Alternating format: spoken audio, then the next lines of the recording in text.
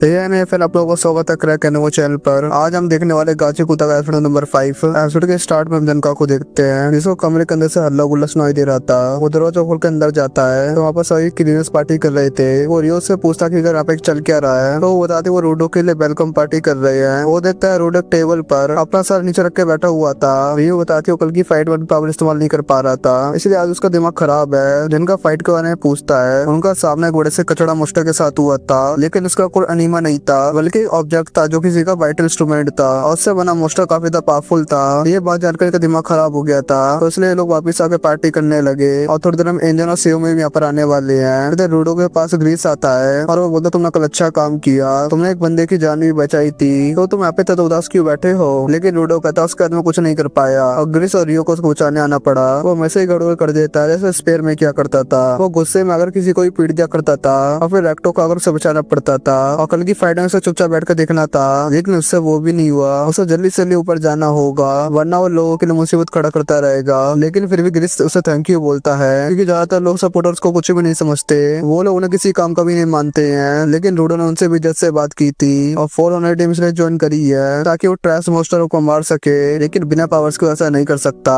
इसलिए वो एक ऑब्जेक्ट का अच्छे से ख्याल रख रहा है ताकि जिससे वो भी एक दिन गिवर बन जाए। और जब उसे पावर मिल जाएगी लेकिन तभी वो एक सपोर्टर ही रहेगा ताकि वो सबको बता सके। सपोर्टर का काम भी काफी इंपॉर्टेंट होता है। वो रूडो से पूछता है तुम क्या चाहते हो, और जब तुम ऊपर था तुम क्या चाहते थे। रूडो का आपको कुछ समझ नहीं आता तो ग्रीस उसको खुद पे भरोसा करने को कहता है। लेकिन तब यहाँ पे एंजन आ जाता है और रूडो से पूछता है कुछ खाया कि नहीं। और रियो जनका ग्रीस है उसे अपने पास खाने के लिए बुलाते हैं और रूडो उनके साथ खाने को लिए बैठ जाता है। फिर जॉब नाम का एक बंदा दीवार पे पेंटिंग बनाने लगता है। दूसरी तरफ हम उसी आदमी को देखते हैं जिसने रूडो को पकड़ा था। उसने अनजान आदमी को सब कुछ बता दिया था रूडो के बारे में और वो अजीब आदमी उसे जान से मार देता है। और वो बोलता रूडो नाम का बंदा तो काफी अच्छा तोहफा रहेगा। इसके बाद हमें सेमियो को दिखाया जाता है। वो अपने चेयर पे आके बैठती है और टेलीफोन को घूमने लगती है तभी वो टेलीफोन बजता है और उन्हें एक नया मिशन मिल जाता है जिसके लिए जनका और ग्रीस की टीम को जाना था। लेकिन वो पूछता रूडो हमारे मिशन में क्यों है, अभी तो ऑफिसर क्लीनर भी नहीं बना है। तो सैम बताते हैं इस मिशन से रूडो का कनेक्शन है। एक व्यापारी प्लूटो जोन से अपना सामान लेकर वापस आ रहा था, लेकिन रास्ते में एक मोस्टर पे हमला कर दिया और उसका कीमती सामान चुरा लिया। और वो व्यापारी चाहता मोस्टर को मारकर उसका कीमती सामान वापस लेके आए। और वो चीज कुछ और नहीं, स्पेस से गिरा हुआ एक जिंदा इंसान है, बिल्कुल लूडो की तरह। और ये बात यहाँ पे काफी अजीब है। इतने कम टाइम में यहाँ पे 2 आदमी टपक पड़े हैं। रूडो यहाँ पे इस नए बंदे से मिलना चाहता होगा, शायद से ऊपर जाने का कोई रास्ता मिल जाए। रूडो सोचता है अपनी पावर इस्तेमाल करना नहीं जानता है, वो बाकी लोगों पर फिर से बोझ ही बनेगा, लेकिन वो तो बड़ा मौका हाथ से जाने नहीं दे सकता, इसलिए वो भी इस मिशन पे जाएगा। टाइम में बताते वैसे तो उनके साथ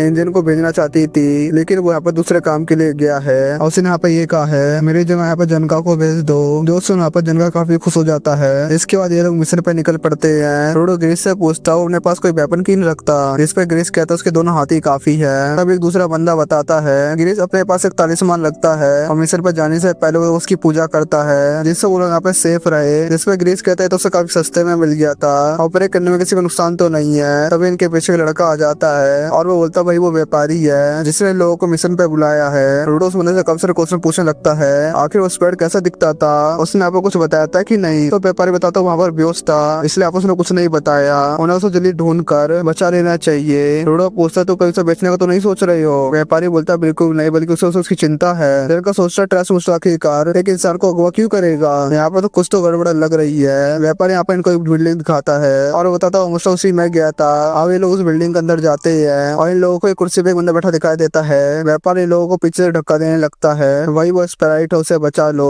वो लोग पास जाकर देखते हैं ये कोई इंसान नहीं है, वो बस एक डॉल है। लेकिन तब इनके नीचे जमीन खिसक जाती है और ये लोग जाके बेसमेंट में जाके गिरते हैं। असल में सब कुछ एक जाल था और वो बंदा ही पिघल के बदल जाता है। लेकिन तभी अंदर से 2 लोग निकल के आते हैं और जिनका समझ आता है जनरेटर्स ने बिछाया है और इन लोगों को आप रूडो चाहिए। ग्रीस बताता है रूडस कुंडो का एक गैंग है। शुरुआत में लोग छोटी मोटी चोरियां करते थे, लेकिन आजकल ज्यादा खतरनाक हो गए हैं। दिक्कत की यहाँ पे ये बात है सभी रेडर्स के पास पावर्स हैं, यानी कि सभी लोग गेवर्स होते हैं। ग्रीस सभी लोगों से बोलता है यहाँ से निकलने का कोई रास्ता ढूंढो, वो रूडो का प्रोटेक्ट करेगा और जनका रेडर्स को संभाल लेगा। अभी लोग यहाँ से भागने लगते हैं। रूडो कहता है वो भी गुंडों से लड़ सकता है, तो ग्रीस बताता है उनके ड्राइवर जैसे नहीं है, ये लोग यहाँ पे बहुत स्ट्रॉन्ग होते हैं और इन्हें बस भागने पर ध्यान देना चाहिए। तो यहाँ पर जनगन से पूछता है आखिर तुम स्पैड के पीछे क्यों पड़े हो, ऊपर से आरो तक कीमतें बेचते हैं क्या। एक रेडर बोलती है उसे बेचना नहीं चाहते हैं, बल्कि ऊपर की दुनिया के बारे में जानना चाहते हैं और इसके बारे में रूडो से तो कौन बता पाएगा, आखिर वो बॉर्डर पार करने वाली जिंदा कैसे बच गया। तो यहाँ पर जनका सोचता आखिर बॉर्डर क्या है। है और ये सारा जाल लूडो को पकड़ने में बिछाया गया था। इसके अलावा मिट्टी से कुछ डॉल आ जाती है जिनका आपस सुना था किसी रेडे की पावर है और उसने फ्लोर को तोड़कर हमें नीचे गिराया है। और वो बार मिट्टी से बनी एक डॉल थी और जिनका कहता है मिट्टी से डॉल से तारों से निपट लेगा,